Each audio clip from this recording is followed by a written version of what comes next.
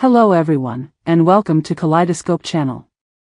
Recently, according to investigations by Chinese media, there has been a significant increase in the phenomenon of neijia, literally eating old, where young and middle-aged individuals in some rural areas of China rely heavily on their parents for financial support.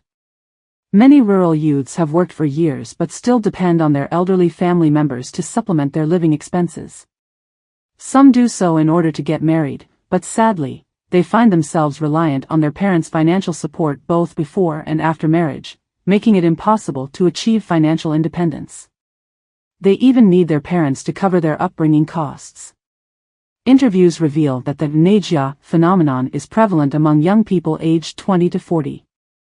For these individuals, it often manifests after entering the workforce, where they face insufficient income or remain unemployed at home. Those over 30 frequently depend on their parents for help with buying cars and repaying mortgages, with some parents even having to dip into their retirement savings to support their children. For instance, in central China, a 22-year-old college graduate, Xiao Wang, has been unable to find a job and has been resting at home for several months. He plans to focus on studying for civil service exams, stating, "The job market is tough right now.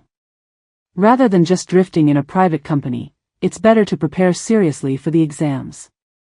Another 24-year-old, Xiao Ning, who graduated from a vocational school and has been working in the city for years, often needs financial assistance from his parents. This year, as he prepares for his wedding, buying a house and paying for the bride price has cost about 400,000 yuan, all of which his parents are shouldering. He explains, "The cost of living while working away from home is high, and I can't save any money. Thinking about raising kids is even more daunting." The neijia phenomenon is widespread in both affluent and ordinary rural families. 61-year-old Wang Ming shares that although he bought a house and a car for his son in the city outright, he still needs to continue supporting his son's family. He remarks, "Young people today face a lot of pressure. Whether rich or poor, everyone is eating old. The rich rely on the rich, and the poor rely on the poor. It's a situation that persists both before and after marriage." This trend presents greater challenges for young people from ordinary rural families in China. Bai Xiaoming, a pseudonym, is a poverty alleviation beneficiary from the Xihai region in Ningxia. Her 25-year-old son works in the city after starting his own family. Despite earning over 3,000 yuan a month, he still struggles to support his family. As a result, she and her husband can only cut expenses and pay for their grandson's milk powder every month. Bai Xiaoming notes that due to falling prices of beef cattle, their income from raising cattle has diminished, and her nearly 1,000 yuan monthly salary from a public service job is primarily used to support her grandson, leaving the family barely making ends meet. In addition to financial reliance, many young people also consume time. Many young parents who work in cities leave their children to be raised by grandparents, who not only incur expenses but also expend significant energy. For example, Han Fei, a 35-year-old from central China, has been working with his wife in Jiangsu for many years, leaving their two children in the care of their grandparents. "We can only go home at most twice a year, and each time we stay for about half a month. My parents have raised the kids since they were young, and they bear most of the daily expenses. There's really no other way," Han Fei explains.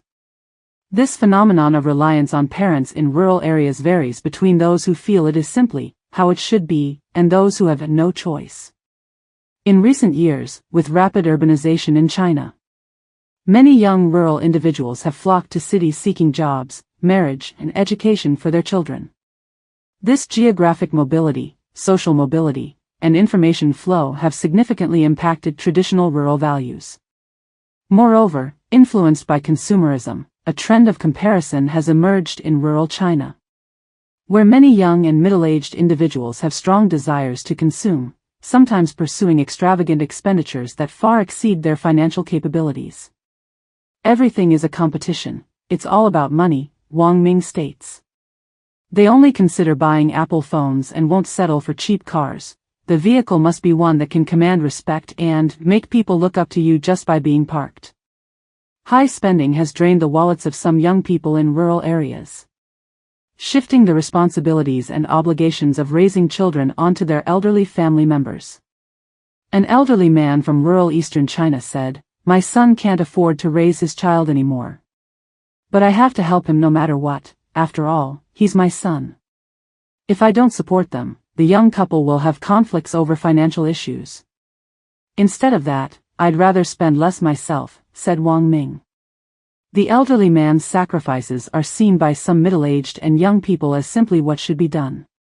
They believe they need to live well and better than others. In their quest to create their own, better lives, they neglect traditional family responsibilities like raising children and caring for the elderly. Thus, depending on their parents has become a norm. Besides the subjective feeling of obligation, there is also an objective reality of having no choice. Journalists have found that expenses like housing and bridal gifts have become significant financial burdens for rural families. Wang Ming mentioned that rural youth cannot establish families or send their children to school without a home in the city. In recent years, prices for housing, vehicles, and wedding gifts have continued to rise. Previously, buying a house in the county was sufficient, but now some even require a city home, putting many families under immense financial pressure. In the Shuyang area of northern Jiangsu, rural children who want to attend middle school in the city must either rank highly in their township or have parents with city homes. Otherwise, they need to pay over 10,000 yuan in fees, with some even paying 30 or 40,000. This expense alone is a huge burden for most families. If a family has more than one child, this financial strain is really heavy. Not being able to attend middle school in the city significantly limits their chances of getting into prestigious high schools and universities. "I'd sell everything to ensure my children can go to middle school in the city," said an elderly man from Shuyang. It's worth noting that the recent economic downturn in China has put greater employment and entrepreneurial pressure on many rural middle-aged and young people, forcing many to rely on their parents. For instance, a judge from a county in central China stated that young people moving to the city often take unstable jobs, earning insufficient income to support their families while also repaying their mortgages. In this situation, borrowing has become more common, and many migrant workers struggle to repay loans, sometimes even falling into the trap of small loans. In a province in eastern China, a man in his 40s, Zhang Long, pseudonym, once worked in a clothing factory. He returned to his hometown a few years ago to start his own factory, but it lost money and closed in less than 3 years. He had to return to renovation work, but ended up caught in a pyramid scheme, leading his parents to pay a ransom to rescue him. Now, Zhang Long feels disheartened, often staying at home relying on his parents. His wife has divorced him, and his daughter is still a middle school student, now being cared for by her grandparents. This situation highlights the immense pressure faced by young people in rural areas, with reliance on parents reflecting their helplessness and difficulties. Experts on related social issues believe that many ordinary people in rural China face significant life pressures, closely linked to the phenomenon of living off parents and prevailing social attitudes.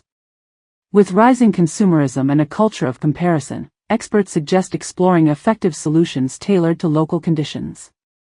This could involve promoting rural moral values and encouraging villagers to aspire to goodness, thereby improving rural social norms. At the same time, fostering integrated urban-rural development is crucial to providing better support for those hoping to migrate to the city. As lifestyles change, many rural residents face considerable pressure when moving to cities. Local government officials point out that migrant workers typically have weak economic foundations and unstable incomes, thus requiring more support in areas like affordable housing and education to enable them to share in urban development benefits, reducing the prevalence of relying on parents. Another critical issue is the comprehensive costs of rural marriages, which have become the largest burden for many families and are a hotspot for the reliance on parents. Starting with regulating high bridal prices, guidance on housing and vehicle requirements for marriages could gradually reduce the overall costs of rural marriages.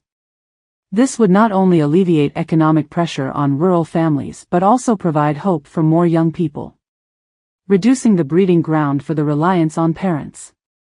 Therefore, Improving this situation requires a collective effort from society, including changing social attitudes, lowering marriage costs, and providing better support for migrant workers. Only then can more rural families see hope and create a better future. This is Kaleidoscope.